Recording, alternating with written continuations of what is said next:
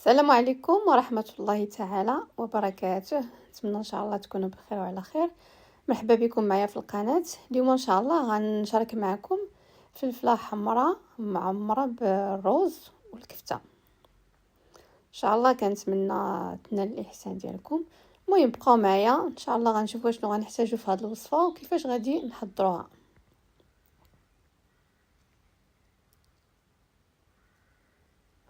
المهم كما كتشوفوا معايا هاد الوصفه غنحتاجوا لها الرز اللي طايب نص طيبه،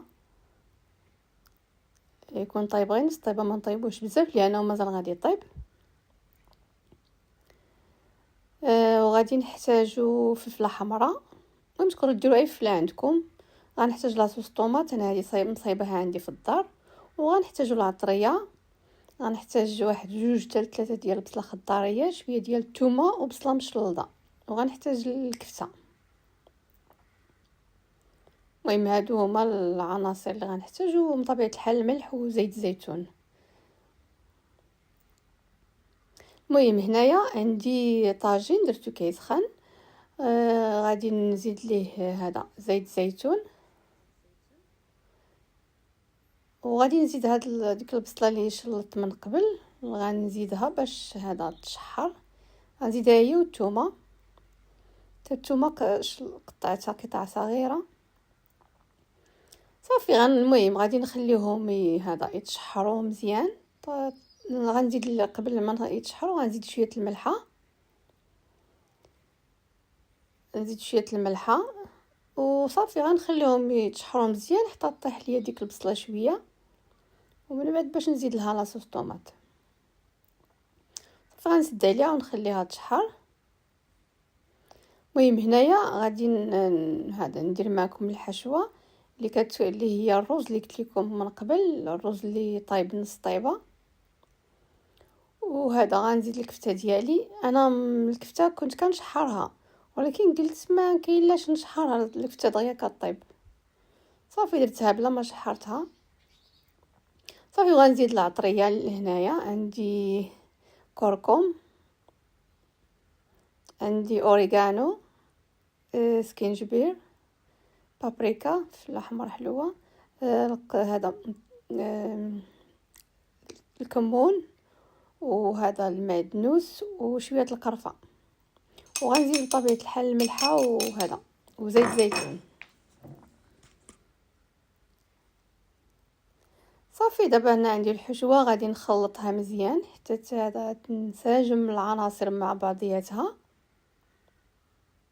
وغادي ندوز معكم لهذا من بعد الفلفله الحمراء كيفاش غادي نحلوها، وهانتوما معايا.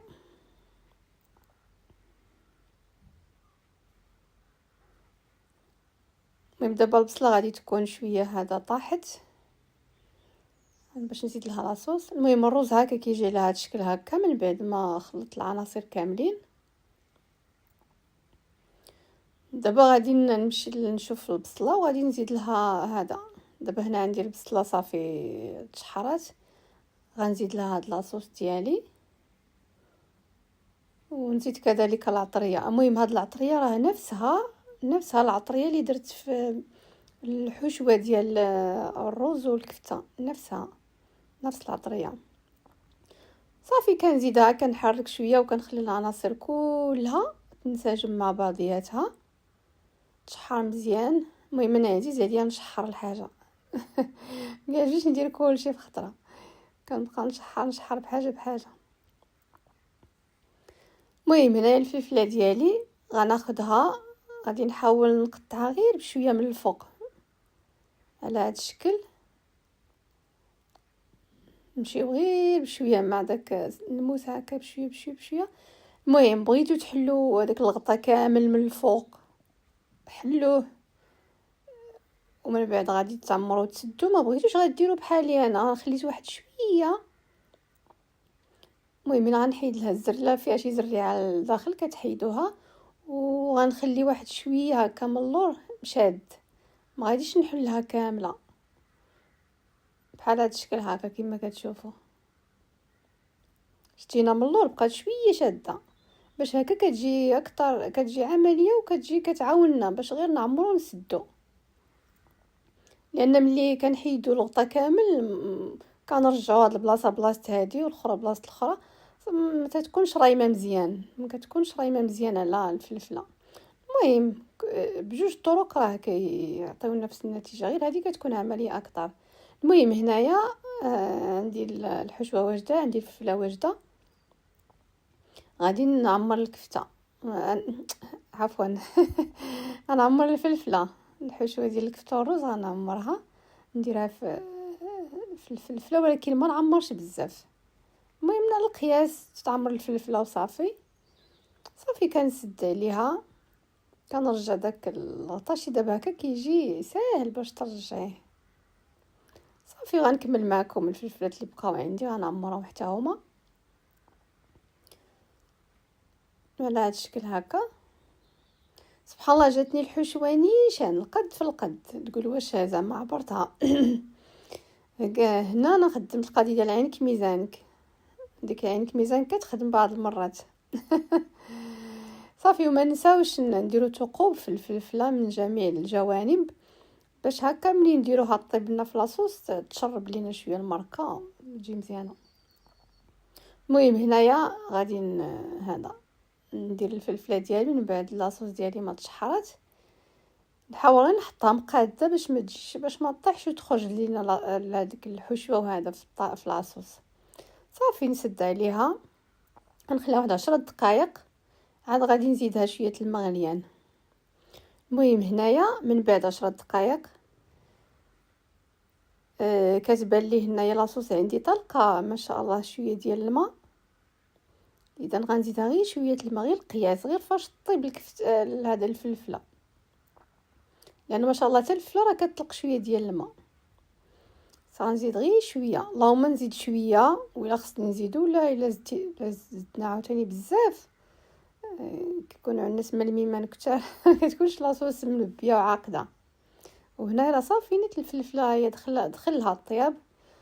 صافي نزيد غير شويه الماء صافي وغنخليها طيب تتشرب هاد شويه الماء اللي زدت، وتكون عندنا لاصوص عاقده وملبيه. المهم نرجع معكم من بعد ما طيب. اذا هي الفلفله ديالنا دابا طابت ما شاء الله، الفلفله طيبه، لاصوص عاقده وملبيه، كتجي راه اكثر من رائعه. المهم ان شاء الله كنتمنى الوصفه ديالي تنال الاحسان تاعكم، تكون عند حسن الظن ديالكم، وكنقول لكم بسلام عليكم. قبل ما نقول لكم بسلام عليكم غادي تشوفوا معايا، غادي ناخذ واحد الفلفله وغادي نقطعها معكم باش تشوفوا كيف هذا كيف جات في الوسط، كيفاش جات عندنا الحشوه من الداخل.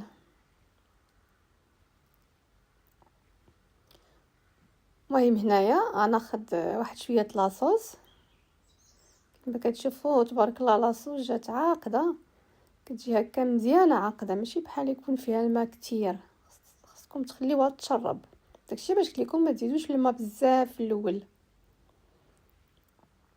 المهم كنفرشوا هكا شويه ديال لاصوص صافي، وكناخذ واحد الفلفله، كناخذ فلفله غنحطها في داك الوسط ديال لاصوص، ونحاول نقسمها على جوج.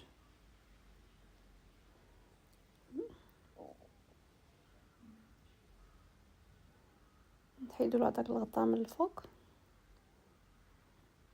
صافي غنقسمها هكا على جوج. المهم راه الرز طايب، الكفته طايبه، الفلفله حتى هي ما شاء الله طايبه دابت. صافي كنحلو على هذا الشكل، وكنقول لكم بالصحه والراحه. يلا بسلام عليكم، في امان الله.